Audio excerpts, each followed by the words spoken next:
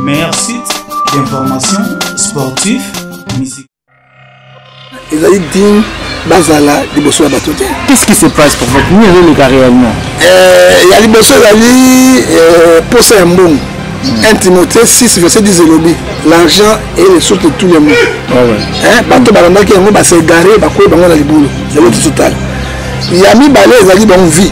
Là-bas, dans ma campagne, là-bas, la boyer, la tonanda, étage, tant aux yeux, on continue à qui c'est la escroquerie. Jérémie, Nakeï, na Ecclésias. Ézéchiel. Oyo Kayamene na Zobisayo. Professeur Kaka, il a kufa pour amener la Bible. Mais si quoi, bato bazo kufa kana ba est kuna. Nini bozo la fait. Ouais, mais tu l'as la boy. Moi ego changer, moi est dans la prophétie. Ézéchiel. Chapitre 13, verset 14 à 15. On va sur le pasteur, attends moi na chibola. Attends ba mamote. Attends monter ku attends ba mamote. Chibola va Luka, livre parcellaire na. Mais pourquoi pasteur la personne qui a monté avec personne la justice? Parce que tu vois, nous avons pas légalement. Ah, vous avez légalement, tu vois, la vague, la botte qui n'a mobile, il y a un moine. Donc, on va partir à moi, parce que tu vois, la carte. Et ça, tu vois, parce que la botte qui n'a casse, moine. Tu vois, il y a un moine à la casse. C'est ça qu'on ne doit pas dire la vérité. Hein? De l'ingui, 2 poids, 2 mesures. Mais là, nous, nous avons abîmé. Nous ne refusons pas. Si comme moi, je suis projeté, on appelle le secours. Et on reçoit la botte. Non, je suis là, je peux te non, quand on a fait ça, parce que tu me l'appelles sous avec les congolaises, puis avec les moines en Zan. Tout ce que tu vas savoir, tu es bien la justice congolaise. Parce que pour te montrer, c'est comme si le mot beaucoup moins répétitif au monde. Il y a un bazar, il y a un bazar, il y a un bazar, c'est comme est-ce que le Koutan est habité à Voilà, donc en bon temps, merci beaucoup pour la fidélité et surtout une fois de plus pour la confiance. Toujours envers Abisso. Je vous dis merci, je vous dis salut depuis besoin d'Abisso de partout. Mais c'est important de vous dire encore une fois de plus que non, à maison bien, usine de production, il y a ciment, Italie, Italie construction, Italie, évolution, en tout cas, Abida vous construit, c'est ça, ils ont matériel, pour ça, ne pas pas côté à quartier Kunda, bien, pour ça, on brique, habité Babrikayo, Soma Bakayas, en tout cas, vous avez décidé, Congolais, c'est leur mot à bien pour ne permettre à bien bateau, vous avez Libanda, vous avez pour ton sanda, vous avez pour ça peut-être au Tinambongo, Batongolo studio, 2 chambres, salon, 4 chambres, et tout, Soma Babrikayo, Soma Bakaro, en tout cas, d'abord construit des gens dans le quartier Mananga, Nakunda, 7e magasin Mam Oyo. Dans le balard, sur le prophète John Ngefa, traité mon Italie, question d'actualité. J'espère que non, semaine passée, il y a eu beaucoup d'actualités qui ont été dominées dans mon cannabis.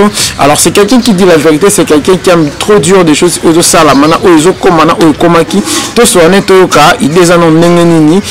Et puis, toi, avancer ça, je peux déjà dire bonjour, prophète John Ngefa. Bonjour, des journalistes, Kolo, à Pamolayo, tout banana ensemble. Oui. Tata totiki émission na maboko na yo, totiki Congo na maboko na yo, totiki baimboka a diaspora zana na biso bati na Congo. Congo za mboka mo pour tout aimer za mboko etamo na mibeko na ba principe na yango. Yawe totiki Congo na Matthieu 11:28 mikumbe pa na yo, yo mema pe okamba pa yango, osunga yango. Na kombo na Yesu Masia. Amen. Amen. Prophète Losako. Nzambe aleki bango nyonso na nguya pe na makasi. Losako prophète. Bakosaka bato mais okosa moralité. Yasuka Losako. Chokoli lande mokonzi. Voilà, donc ça annonce très bien prophète Lukaku parce que yo le bara vraiment vérité. J'espère que nous mabelo le bakana o le bara. C'est comme si ils ont la prophétie de ton béni parce que la plupart des choses que tu dis Kokisama, qu'est-ce qui se passe? Mais un vrai prophète ou le bara likambo Kokisama. Ouais. Un vrai prophète, celui qui prend la parole de Dieu, il transmet au peuple de Dieu. Ouais. Un vrai prophète, c'est un avertisseur. Quand on appelle ça une mission sur nous, on appelle ça une capacité. Et on a le bâti. La qui est gauche à droite. La femme d'Akana, Yokakana, Monakana, la capena le ballon de Salem. Prophète, merci beaucoup. Alors, on a évité, prophète, ma question d'actualité, ça vraiment évité sur la on a évité le prophète, c'est comme si on a confiance dans le Congo. Est-ce que ça un frère diable tout ça me conduit dans le qui confiant dans le bassin so bassin na confiant mais catholique va confier dans prêtre. Mais les na bango na protestant na bakibangiste église ekoti nyamu eza l'église réveil oyo na mutu te na bandelité baya te pratique na balangage na bango oyo bazosala vraiment ezali digne bazala liboso ya bato te. Qu'est-ce qui se passe pour votre nuit le cas réellement? Ya liboso ezali posa ya mbongo 1 Timothée 6 verset 10 elobi l'argent est le source de tous les maux. Bato balandaki yango basegare bakoyi bango na libulu lelo totala ya mibale ezali bango vie navanda na ma campagne navanda boye natonga ndako étage ntango ozwi yango te okotina bakisi na baescroquerie ya misato mission de bapesi biso na Luc 12 30 à 34 chercher pour moi le royaume de cieux tout ça venait prêt tosalaka yango te ya 6 de kone également yango lelo conséquence yango conséquence pour faire éviter sauter qui sorti mais il récemment passé à Denis sauter là comment moi je suis pas là ezali opinion na ye lolenge na ye azo démarrer pasteur qui s'est mis pour mes amis. Non pour démarrer pasteur Gamina ezali na conflit na bango interne moi je suis pas là mais pour la Bible je biso na Matthieu 18 verset 15 à 16 so le monde a péché benga bosolo normalement c'est que Bible je recommandé biso na ba média côté qui Gamina zo bentaye côté zo bentaye ezali penza dignité. Est-ce que c'est normal? Non, c'est normal parce que ça m'a attaqué mon nom, ça m'a beauté. Parce que protestant a attaqué mon nom pourquoi vous revenez dans la catégorie. Abina, nous sommes dans un comment 5 à bien ma communauté. Bon, si on a bien ma communauté, il y a bien, mais dans le Bible, ma titi m'a bé, non, mais béche, écoute ça, mon taïbi à Kokaba, on papa Bazali. Hein? Non, mon sang d'enfant. Na quoi nous ma communauté Bazali quitté. En tant que l'autre 5 papa qui l'a nous collé l'église de réveil. Azamana ko? Ben non. Toi, Nathaniel Lio mosusu pasteur Mwanza. Hein? Didier Manek. Hein? Nathaniel Fisso Bazir. Hein? Sanga mon nom. Mais na makombo open juste au bar na Congo, makombo na. Est-ce que n'est pas comme mon gars? Tu as parlé. Tu as le pas comme moi na kelani bo. Là si azole ba vrai. Pas na ngapé. Hein? Tout le monde est basé. Oh là là. Pas dans la trois bazar, il dit la vérité aussi. Mais si on va passer, on va bazar belé. Il dit va passer de l'église, Mickey bazali belé. Et ma monsieur va faire passer ma miébi, ma campagne na bango, ma escroquerie, ma sac à billet, tout ma sac à miébi. Alors ma monsieur vérité, mais bon quoi vérité. La abi qui va passer belé beaucoup de Sénat, Kabila la beaucoup plus que bien Michel. Ma passer, je suis miné le balendo la Kabila, sur la bandako, sur le pango, à foutre le ballon belé. Azur dans l'ambassade, on dit tout est pas bon à dire, tout est bon à dire. Ah oui, il y a des gens qui ont dit Jean, et puis quand on si je suis le chemin, la vie et la vérité. Dans le bassin, on va comme dans le Kouta, bah comme Kouangana, automatiquement, bah y a Jean 8:44. Les pères des mensonges, c'est le diable. Ah, qui c'est le diable? Parce qu'il y a les alliés dans les billes, au cas où il y a non, bah on va de nos bango. Avec le bon on a la mitoniaki. Est-ce que la Bible écoute? Ils ont prié alors. Non, la vérité, on va faire une prière de nous. Pas la chose à seul. Biso va rechercher dans le monde. De mes frères, c'est ma biso. Ouais. Il banan déjà. Ton banan déjà la recherche. Est-ce qu'elle écoute? Oh, déjà ça va le écouter. Batika ko wanga na parce que les médias en milieu beaucoup ko exposer ma moto na entre mais quand c'est bino ba jouer c'est na mituna to sangani to kanga mon na biso mituna na bino bien na biso tant il y a ça ne va pas il faut le bayango mais na biso reçu ma moto photo que na Matthieu 18 verset 15 c'est-à-dire ceux qui m'ont nga péché to ma benga ibo sur la bino ba so ga quitter besoin ba miso so ki yango to misango libanda mais moi je te dis les hommes les plus petits hein. Même à la bébé, c'est tant que vous avez également la porte-porte, dans mon porte tout. On s'en prend la vie de bon c'est ça le problème. Des fois, il y a des pasteurs congolais, il y a des églises de réveil. Il y a un est-ce qu'on met pasteur à l'église de réveil? À quel pas président de la République? Puis il y a un président à Kawaraté. Président, la personne d'Allemagne. Mais on va suivre là. Est-ce qu'il y a une logique? Est-ce qu'un prêtre catholique va bien au un pasteur protestant va bien au tabac immature? Qu'est-ce qui se passe? C'est comme si le père va valer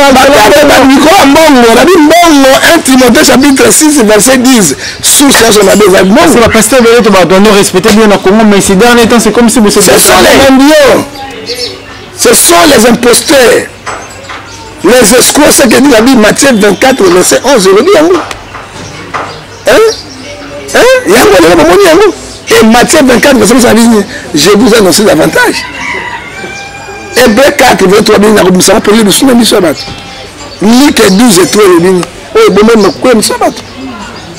Malachie chapitre 3, Éclairage chapitre 3, verset 1 à 4, chaque chose à son temps.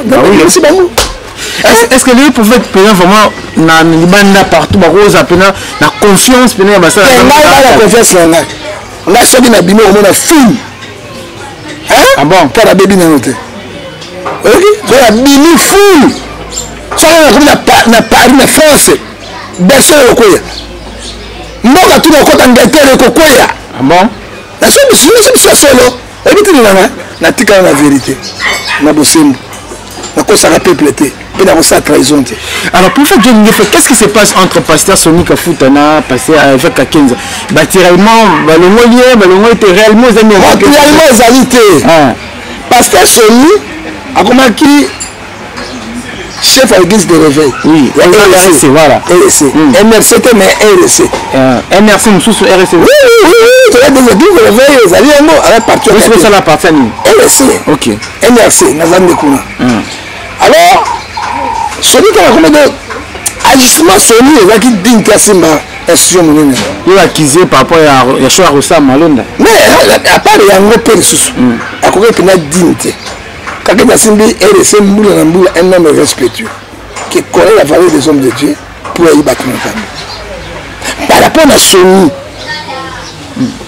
un homme spirituel a secret à 4 minutes dans les réseaux sociaux. Il va fatiguer le ministre de la Monnaie. C'est une série à BMC Liban. Oh. Soit Malonda, ma présidence. Alors, quelqu'un qui est vice-président. Quelqu'un dans moto a tchaki, candidat naïe, le coup la Sony va voter. Quelqu'un qui est président honoraire, a comme ce que le vice-président NRC. Vu ma propos naïe, vu ma loba naïe, vu qu'au naïe. Alors, ça qui réunion, suspendre avec ce président de l'église de réveil. Il y a pas de rabbi, tant qu'on va jeunesse, mais tant qu'on va destituer, il faut la loi ecclésiastique, tout ça, ça dit quoi? Quand on a chef confession religieux, papa, on a un bon ébélé. On dit que le président c'est bien le rabbin. Il va falloir parler de transport combien? Attention, le président soit bien dit, par exemple, tu es soit bien dit, chef religieux catholique, cardinal, abéni protestant, abéni kibangis, imam, la chef confession religieuse. Il va falloir plus besoin d'un c'est ça. Avantage à l'Ibosso, il y a un mois. Mais le monsieur, il y a un mois, il y a un mois, il y a un mois. Il y a un mois. Non, ma boule n'a pas espoir. Tant que Monique Azali Dinte. Démocratie, vous n'avez pas un zèle. Tant que Kaye, Alina Boumabenzam, ma monnaie, elle s'est Kaye. Que ça, la monte le mal devant toi. Kaye, elle a commencé à ben. À la conséquence, finalement. Mais voilà. Bima Bimite. Alors que c'est quelqu'un qui a un tribalisme pour avoir mon Libanon. Mais quand il arrive au Liban, tu t'attends à tirer. Quand il arrive au Liban, il a celui qui a fait ça. Où est le mal? Pour un là. Il y a une RSC. Il y a une NRC. Il y a une NRC. Biso na réforme ko mama ba veste abiloko na bango na biso to longwe to sa NRC pour des raisons comment on j'ai dit ma victoire il y a la série d'église c'est le dimanche on s'habille on est j'ai mis même pas mon on est dimanche il y a le dimanche on peut se faire sur hôtel là c'est ma église tout ça un peu mission c'est les gens qui viennent à hôtel là d'abord des chefs religieux le coup alors pour l'anglais et c'est va voter Kakenza parce que Kakenza a dit digne à Simba qui est très bien respectueux et attention de merci beaucoup, on avance très petit à petit dans l'émission de la mission. Merci Bélène à Rigen Ngochima départ depuis France. Pourquoi pas penser aussi à Niel Massembomovi, à Lembila et je pense également à Lisa Massembomoma social. Alors, prophète John, qu'est-ce qui s'est passé que tout le monde qui prophétie dernièrement pour passer à l'île Salobi que non, à mon empoisonnement à président de la République. Et comme il y a que non, empoisonnement, nous allons comment ça se met. Non, c'est il y a un Kabila. Kabila sur à Timbola qui bangote. Quand on n'est pas président, il faut le faire. Tout le monde qui évangélise ça, c'est la même chose. okufa akosa président abenga yo kasi wala tela batu lembo bachina monogonyé mosala nzambe akozala escroté. C'est ça les pensées. Mosala nzambe doit dire les choses réelles, ce que Dieu vous a montré. C'est grave. Oh, toujours les Canadiens allaient toibo et côté l'église. Église de Gondwana. Oh là là. Hein? Mosala nzambe, la prophétie la plus excellente, c'est la parole de Dieu. Bah oui. À baser la parole. Parce que na vandi na yango vandi ya Bible eloko tout na koloba nzambe expliquer na loba verset bon okomona bango basala émission na 40-30 minutes sans verset biblique ozomona mosala nzambe aza répéter Seigneur Jésus modèle so avandi bosu na bato teyebaki poison ezalaki na présidence baspirite batiaki ezalaki empoisonné mais badécouvraki yango balongoli yango batie mosusu donc bato la présidence amsabi que non passer musu bana prison on a mambanza non est-ce que dans le bi on va kufa juste non mais président akufa na poison mobangi soki akwali kofaima abanga liwa mais président cheka kama kile na ye poison na bien poison so yebi yango te so yi poison na d'autres non traité obika okola mona ki ba kufa na poison président ba kufa na poison mais président ba docteur spécialisé ba checker Nicolas. Ça dit quoi? Autolobie, Matthieu 24, verset 24. Bible, hein? Les faux prophètes et les faux prophéties. Ce qui, dans le temps de là, verset oh, c'est très grave. Ecclésiaste, dans le temps de la de Jérémie, chapitre 13. Parce que tu fungola, banananzambe, hein, papa? Tu le banano verbalement. Tu le temps dans la Bible. Tu le temps dans la Bible. Jérémie avait une salutation à 13, 14 ans, verset 14 à 17.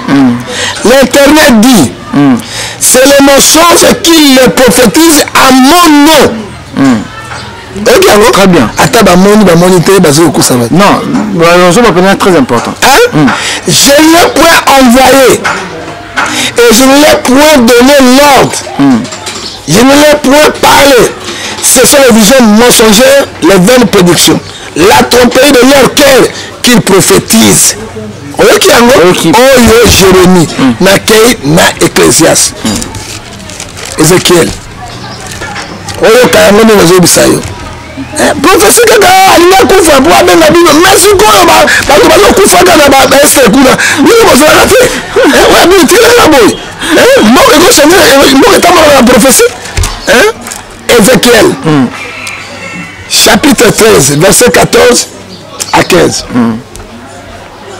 Ainsi par l'Éternel au malheur aux prophètes insensés, qui suivent leur propre esprit, qui ne voient rien. Ok, alors, tant de renards au milieu de ruines. Leurs visions sont vaines et les oracles menteurs. Ils disent l'Éternel a dit, je ne l'ai point envoyé. Les visions que vous avez sont des visions vaines. Les oracles que vous prononcez, ce sont les menteurs.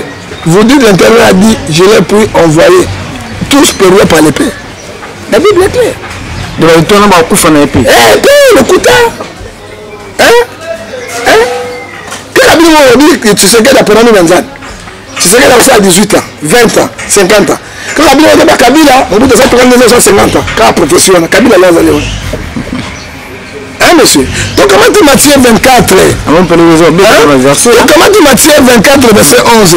Que dit la Bible? Nous allons comprendre. Osée 4, 6, mon peuple périt par manque de connaissances. Matthieu 24, verset 11. Que dit la Bible? Matthieu 24, verset 5 a dit, quand plusieurs viendront sur mon nom, c'est moi qui suis Jésus-Christ, il séduira beaucoup de gens. Vous voyez qu'il y a un mot? Donc il y a Matthieu 24, verset 11, qui dit, plusieurs faux prophètes sévéreront et il séduira beaucoup de gens. Donc à Matthieu 24, verset 24 à 25. On peut sortir 50 versets bibliques. Quand il se lèvera parmi vous les faux Christ et les faux prophètes, il fera de grands prodiges et de miracles.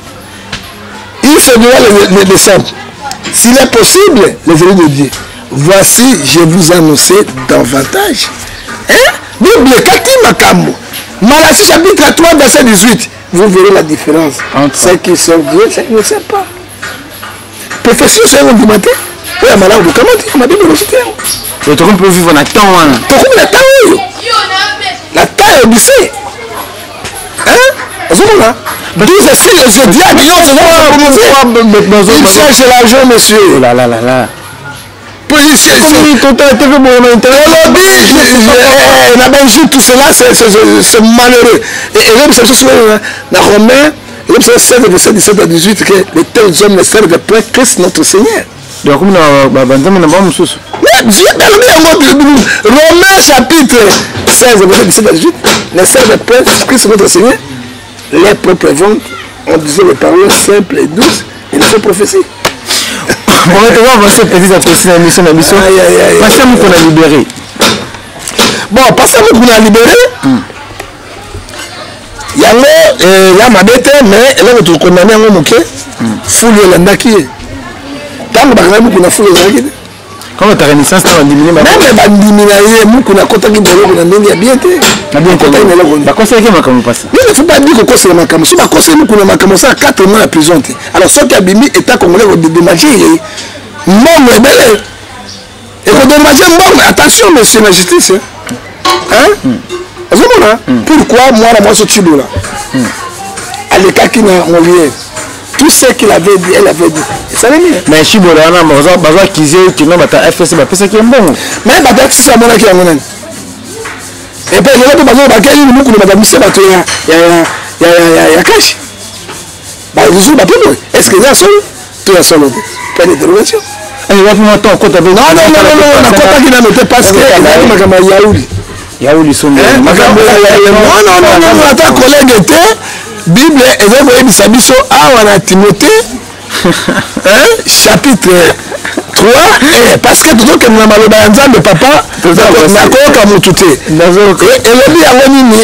un homme de Dieu doit être irréprochable sur les évêques, marié d'une seule femme.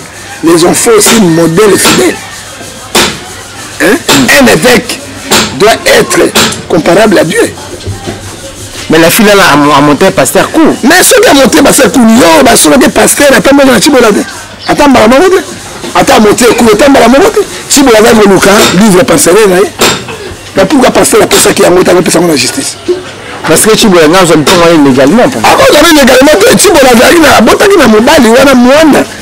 Tant que vous avez parti à moi, parce que tu vois, la quantité. Et ça, tu vois, parce qu'à bonne qui la casse, moine. Tu vois, si avec un moine, la casse. C'est ça qu'on ne doit pas dire la vérité. De l'indi, 2 poids 2 mesures. Mais là, nous sommes abîmés. Nous ne refusons pas. Si comme moi, je suis projeté, on appelle Siko. Et vous savez bon. Mais je suis un nègre spirituel. Non, parce que tu me l'appelles sous avec les Congolaises, puis avec les moines en Zam. Tout ce que tu dis, c'est Salam. Tu es bien la justice congolaise. Pour te montrer, c'est comme si le monde beaucoup mais c'est moins répétitif. Au monde, Yann Baza, Penel, quoi, ça passe en Zam. C'est comme ça. Est-ce que le Koutan dit habite à Bethel Makikité? Est-ce que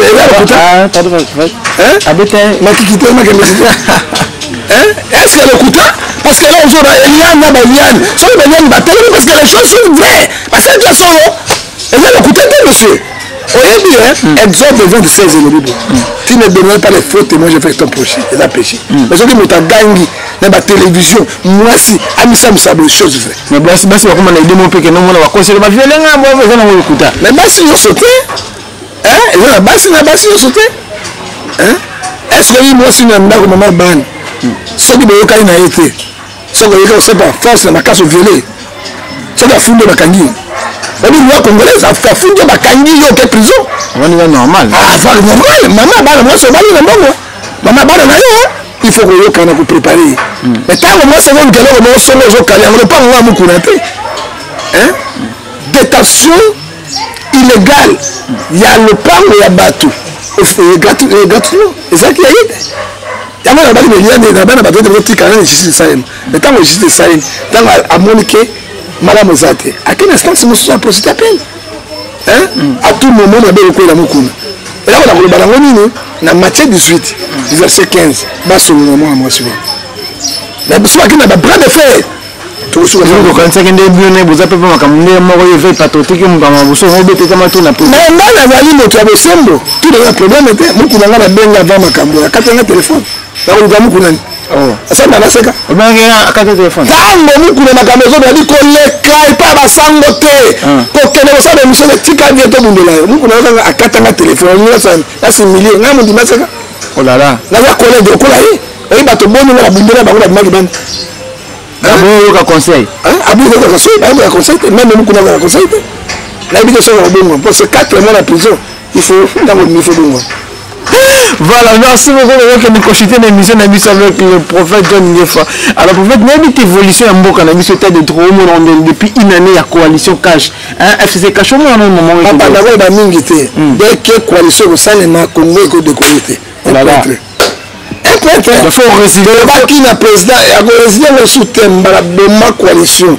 On a une majorité parlementaire, on a une majorité populaire. Et ça m'a Mali, c'est une majorité populaire à quitter. On va résoudre des collègues. Tout ça, on a un gotobobo, tout ça, on a un toiboyi. Tout ça, on a un mobolia. Les bongos, tout ça, on a les bongos. Puis on a un poteau. On a un poteau de botanie. Hein?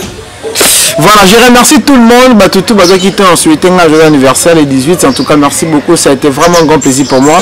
Là, vous êtes tellement trop, je ne saurais peut-être pas citer vos noms, mais Kevin Bright m'apporte depuis les États-Unis. Mon ami Kevin Bright depuis les États-Unis.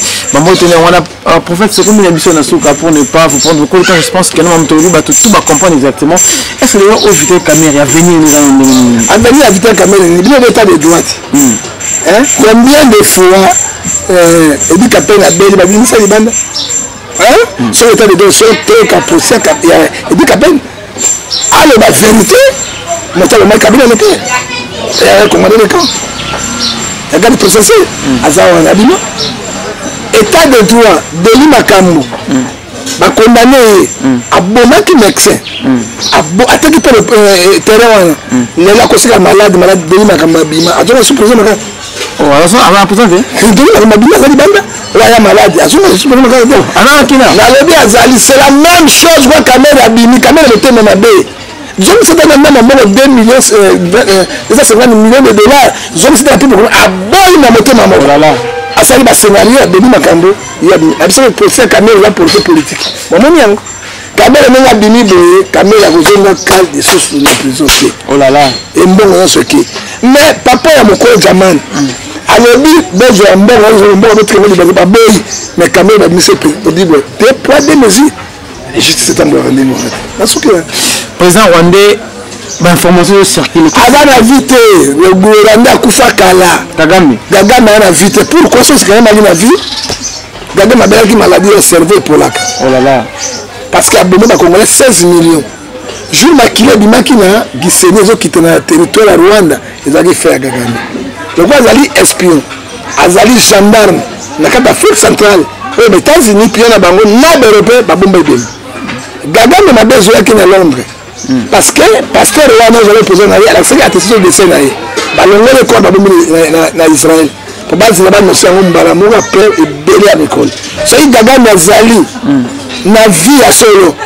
Pascal Souba a Koufi, Aya n'a pas un sassou, pour rendre hommage. Dimension il y a des paysans africains. Un pays africain dans le Kagame na ye. Vous voyez ce Kagame? Hein? Il y a politique à l'Occident. Il y a des bimisi yango Rwanda ko Panzana. Parce que ba mabe basanga na mboka na biso na ba conférence na Uganda na ba Burundi. Omoni? Oyo gala 6 le 5 là c'est mais il motion. Romains 6:23. Le but le salut péché c'est la mort. Ndé moni yango le futane yango. Abi na tout là avec le merci beaucoup, nous sommes pratiquement à la fin de cette émission. Merci à vous qui l'avez suivi en tout cas. Vous avez quitté tellement belé qu'on a vu sur notre programme TV. Je vous recommande en tout cas et puis d'informer bien vous s'abonner toujours à la chaîne Abisso pour nous engager le côté. Merci Nassam qui était derrière la caméra. Alors prophète n'habitez le basou ka photo kabwana. Nassam la paix. Na bolingo, na esengo, na pesi mbote na diaspora yoso. Surtout mbote na maman grâce monde maman qui va maman si azemi. Femme extraordinaire, Mami Bomolo B52, et tout bengi baleine, ma casse n'est dans le Congo. Et na sœur, tout bengi Mami Kambala, na 4 na Suède, ou andimi ko ya na Congo. on a lié na bande na Congo nyonso et bosono wana kula pambola et puis les jeunes to bengi asali mouvement moko na kati ya France KLD Pierre Akele et mouvement des amis Congo totelema pour tout sunga mboka yo tout est sur le président Gilbert Mwako na Suisse na mouvement à cette partie pour dire qu'il y a un mouvement du peuple pour le progrès donc c'est un biso nyonso na ba dire que ça relève wana parce que a initiative bien alors bien la tongi Suisse na tongi Genève na tongi Lausanne pourquoi la retourner na mboka na mete pe mboko za risque tout na la télévision et za na wato sont les gens à féliciter professeur Roger Bibola ou le recteur William Bott et la Nibana nyonso ba rungu de première graduée jusqu'à licence bourse gratuitement dans la bateau dans le Congo et puis avec moi la potentiel dans Genève na kati na Genève a fait polytechnique intégration matière à ça ils réforment la CENI dans la CENI comme la boule oh là là et puis à ça comme gouverneur mais avec quitté dans la bateau et ben intellectuel posé il peut faire quelque chose au Congo to la politique la kala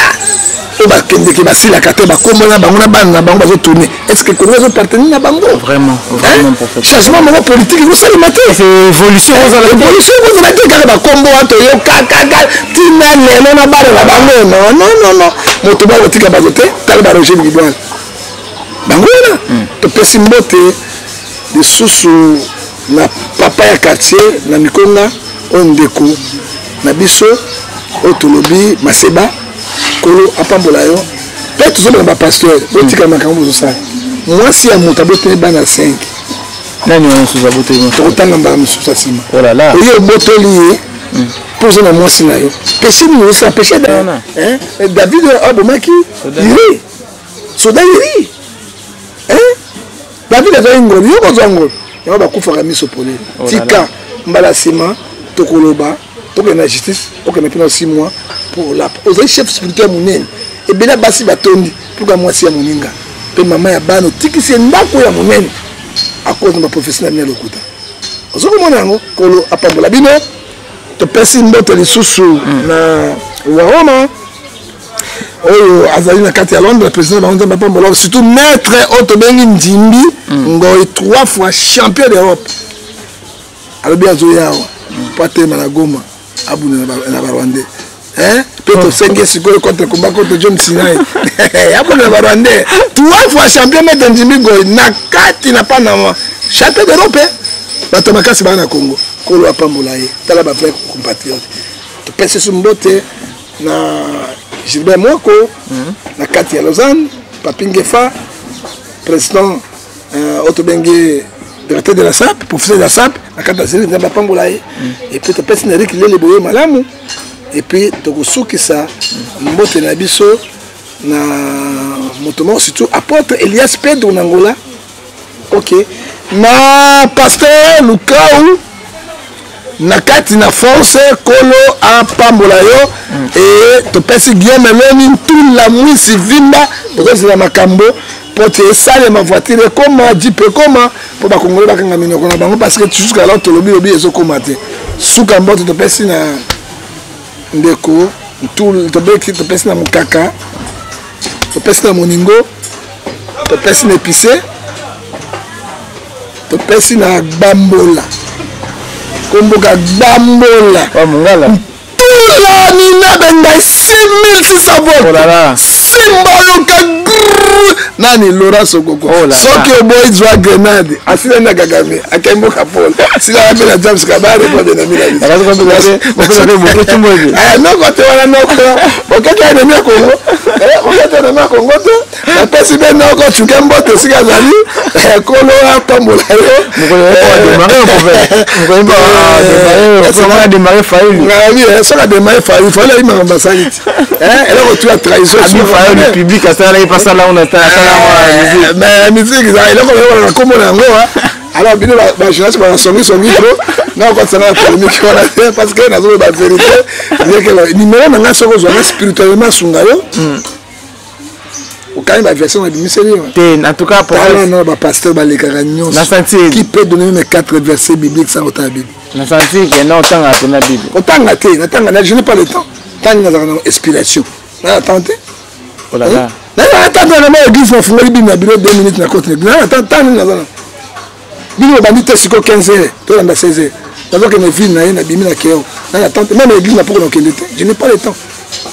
Hein? À ce moment-là, ils quand ils donnent la vision, ils donnent aussi la provision, ils donnent don. Maman a senti on a hein? Ils allaient donc kola pambola yo, ce que la problème spirituel. Là la na buto, zo mo zo kimaka bazo landa ka. Moi ce boti to zo mesa moi. Ozo sukola kana ba mai na buto na molimo sirene. Benga ngai. Ozo lia na butu. Badiaka na butu na expliquer sorcellerie. Benga na expliquer tout signe aux zodiaques. Franchement, tu as bête ma solo na spiritualité. Tous ces signes aux zodiaques na lo moto batia ma solo na liyo sa misobo. Oh sirene déjà na spiritualité na kate. Déjà 666 on a ngo poto longola ngo et vous ambala benga numéro 00243 89 610 49 41 WhatsApp pour vous envoyer. Benga sur 00243 81 877 26 70 pour vous envoyer. Benga na 00243 99 42 937 pour Yasuka Yele Chantal était Santal Yonde Kundo au 4 c'est balena poso yangu bako zinda te bako bololo pese loko ozo eloko. Merci beaucoup à Jean César Amoko, le Logez Jean César Amoko bana Turquie, Basale Libiso. Là je vois directement mon pote et ami Gaëtan Lombombe et il pense également Rebel Lombombe, John Ali, Walobi, agent César Amoko pour nous voyager partout qui est de Chypre, qui est de Wapi, on ça la réservation on dans la colline Kinshasa en tout cas, pour hésiter de contacter numéro Zawana. Retrouvons-nous prochainement pour notre numéro. Bye bye.